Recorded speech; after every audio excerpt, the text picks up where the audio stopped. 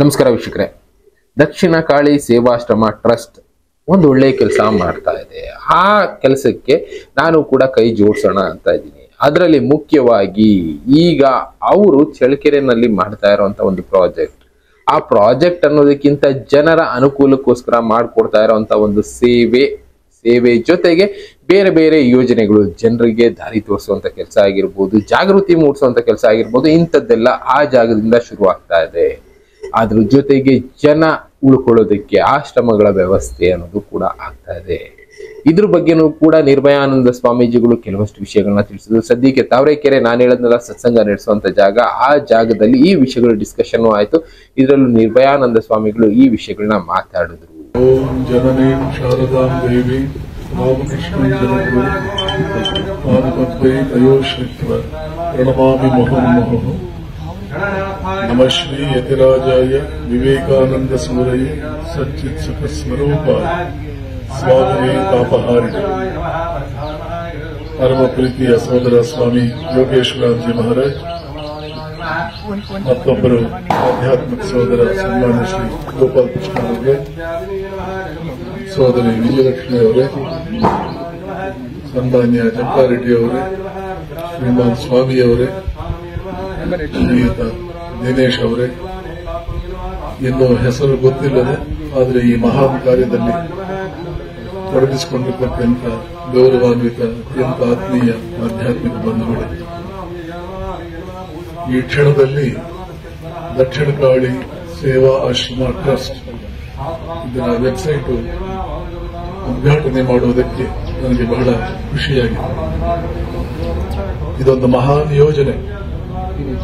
ನಿಜಕ್ಕೂ ಹೇಳಬೇಕು ಅಂತಂದ್ರೆ, ಭಾರತಕ್ಕೆ ಸ್ವಾತಂತ್ರ್ಯ ಬಂದಿದ್ದು, ಸ್ವಾತಂತ್ರ್ಯ ನಂತರ ದಿನಗಳಲ್ಲಿ ಈ ದೇಶದ ಉದ್ಧಾರಕ ಕಾರ್ಯಕ್ರಮಗಳು ಆಗ್ತಾ ಇರೋದು, ಈ ಎಲ್ಲಾ ಮಹಾನ್ ಕಾರ್ಯಕ್ರಮಗಳಿಗೆ ನಿಜವಾಗಲೂ ನಾಂದಿ ಹಾಡಿದ್ದು ಕಾಳಿ ದೇವಸ್ಥಾನದ ಗುದ್ಲಿ ಪೂಜೆ. ಯಾವುದು ಆ ಕಾಳಿ, ಯಾವ ದೇವಸ್ಥಾನ ಅಂದ್ರೆ ದಕ್ಷಿಣೇಶ್ವರದಲ್ಲಿರ್ತಕ್ಕಂಥ ಕಾಳಿ ದೇವಸ್ಥಾನದ ಗುದ್ಲಿ ಪೂಜೆ ನಡೆದಿದ್ದು 1847. ಅದರ ಶತಮಾನೋತ್ಸವಕ್ಕೆ ನಮಗೆ ಸ್ವಾತಂತ್ರ್ಯ ಬಂದಿತ್ತು. 1847ಕ್ಕೆ ಅಲ್ಲಿ ದಕ್ಷಿಣೇಶ್ವರದ ಕಾಳಿಯ ಗುದ್ಲಿ ಪೂಜೆ ಆಯಿತು. ಅಲ್ಲಿಂದ ಪ್ರಾರಂಭವಾಯಿತು ಶ್ರೀರಾಮಕೃಷ್ಣರ ಅವತಾರ ಕಾರ್ಯ. ಅಲ್ಲಿಂದ 25 ವರ್ಷಕ್ಕೆ ಅವರ ತಪಸ್ಸೆಲ್ಲ ಮುಗಿದು ಶಾರದಾ ಮಾತೆಗೆ ಷೋಡಶಿ ಪೂಜೆ ಮಾಡಿದರು 1877. ಮತ್ತು ಆ ಮಹಾಕಾಳಿ ದೇವಸ್ಥಾನದ ಗುದ್ಲಿ ಪೂಜೆಯ ಸುವರ್ಣ ಮಹೋತ್ಸವ 1897ಕ್ಕೆ ವಿವೇಕಾನಂದರು ಜಗತ್ತಿನಾದ್ಯಂತ ವೇದಾಂತ ಧರ್ಮವನ್ನು ಹರಡಿ ಭಾರತಕ್ಕೆ ವಾಪಸ್ ಬಂದರು. ಕಾಳಿ ದೇವಸ್ಥಾನದ ಗುದ್ಲಿ ಪೂಜೆ, ಅದರ ರಜತ ಮಹೋತ್ಸವ, ಅದರ ಸ್ವರ್ಣ ಮಹೋತ್ಸವ, ಅದರ 75ನೇ ವರ್ಷ, ಅದರ ಶತಮಾನ, ಈ 4 ಸಂದರ್ಭಗಳಿಗೆ ಅದ್ಭುತವಾದಂತಹ ಒಂದು ಸಿಗ್ನಿಫಿಕೆನ್ಸ್ ಇದೆ. ಇದೆಲ್ಲದಕ್ಕೆ ಕಳಸವಿಟ್ಟಂತೆ 1947ರಲ್ಲಿ ಸ್ವಾತಂತ್ರ್ಯ ಬಂತು. ಕಾಳಿಯ ಪೂಜೆ, ಕಾಳಿ ದೇವಸ್ಥಾನದ ಆವಿರ್ಭಾವ ಈ ದೇಶದ ಭವಿಷ್ಯ ಒಂದಕ್ಕೊಂದು ಬಹಳ ಆತ್ಮೀಯವಾದ ಸಂಬಂಧವನ್ನು ಇಟ್ಕೊಂಡಿದೆ. ಈಗ ನಮ್ಮ ದಕ್ಷಿಣ ಕಾಳಿ ಸೇವಾ ಆಶ್ರಮದ ಟ್ರಸ್ಟ್ನವರು ಅತ್ಯಂತ ಹಿಂದುಳಿದ ಜಿಲ್ಲೆಗಳೊಂದಾದ ಚಿತ್ರದುರ್ಗ ಜಿಲ್ಲೆಯ ನನ್ನಿವಾಡ, ಚಳ್ಳಕೆರೆ ಹತ್ರ ನನ್ನಿವಾಡ, ಆ ಜಾಗ ಸುಮಾರು 50 ಎಕರೆ ಜಾಗದಲ್ಲಿ ಅಲ್ಲಿ ಕಾಳಿ ಮಾತೆಯನ್ನ ಆಹ್ವಾನಿಸಿ ಅವಳನ್ನು ಅಲ್ಲಿ ಪ್ರತಿಷ್ಠಾಪನೆ ಮಾಡಿ ತನ್ಮೂಲಕ ಅದ್ಭುತವಾದ ಒಂದು ಗುರುಕುಲ, ಅದ್ಭುತವಾದಂತಹ ಒಂದು ಆಸ್ಪತ್ರೆ ಇತ್ಯಾದಿ 10 ಹಲವು ಸೇವಾ ಕಾರ್ಯಗಳಿಗೆ, ಸಮಾಜ ಕಲ್ಯಾಣ ಯೋಜನೆಗಳಿಗೆ ಅವರು ಇವತ್ತು ಒಂದು ಪ್ರಾಜೆಕ್ಟ್ ಹಾಕೊಂಡಿರ್ತಕ್ಕಂಥ, ಯೋಜನೆ ಹಾಕೊಂಡಿರ್ತಕ್ಕಂಥದ್ದು ಸ್ತುತಿಯಾರ.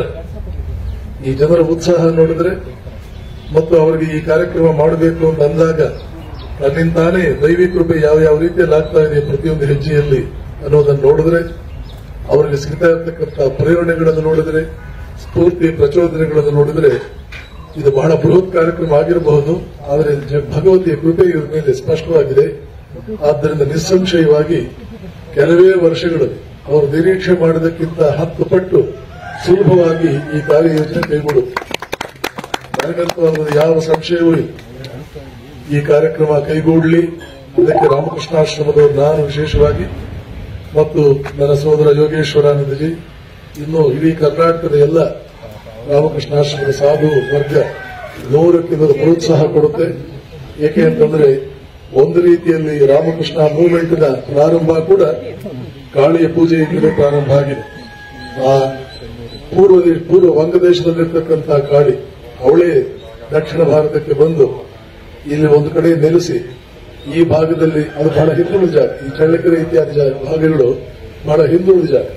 ಆ ಹಿಂದುಳಿದ ಜಾಗದಲ್ಲಿ ಶ್ರೇಷ್ಠ ಮಟ್ಟದ ಶಕ್ತಿ ಜಾಗೃತವಾಗುವ ಹಾಗೆ ಮಾಡಿ ಅದ್ಭುತವಾದಂತಹ ಒಂದು ಮಹಾನ್ ಕಾರ್ಯಯೋಜನೆಗೆ ಅಲ್ಲಿ ಒಂದು ಮೂರ್ತ ರೂಪ ಕೊಟ್ಟು ಆ ಭಾಗದಲ್ಲಿ ಸಾಂಸ್ಕೃತಿಕವಾಗಿ, ಆಧ್ಯಾತ್ಮಿಕವಾಗಿ, ಶೈಕ್ಷಣಿಕವಾಗಿ, ಸಾಮಾಜಿಕವಾಗಿ, ಆರ್ಥಿಕವಾಗಿ ಎಲ್ಲ ರೀತಿಯಲ್ಲೂ ಕೂಡ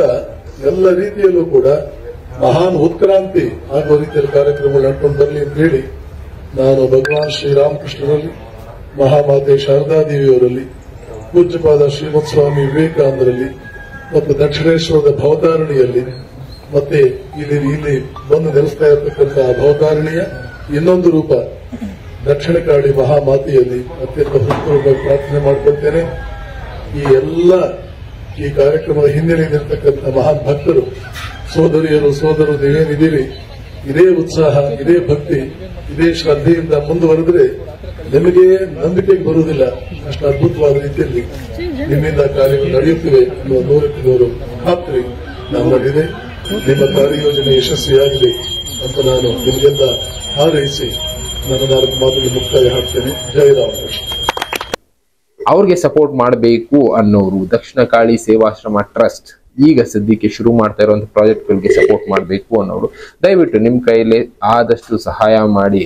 ಅದು 10 ರೂಪಾಯಿ ಆಗ್ಬೋದು, 50 ರೂಪಾಯಿ ಆಗ್ಬೋದು, 100 ರೂಪಾಯಿ ಆಗ್ಬೋದು. ಅದರಿಂದ ಮುಂದೆ ಒಂದು ದಿನ ಲಕ್ಷಾಂತರ ಜನಕ್ಕೆ ಅನುಕೂಲ ಆಗುತ್ತೆ. ಈಗ ಅಳಿಲು ಸೇವೆ ಆಗಿರ್ಬೋದು, ಮುಂದೆ ಒಂದು ದಿನ ಆ ಅಳಿಲು ಸೇವೆ ದೊಡ್ಡ ಮರದಾಗಿ ಬೆಳೆಯುತ್ತೆ.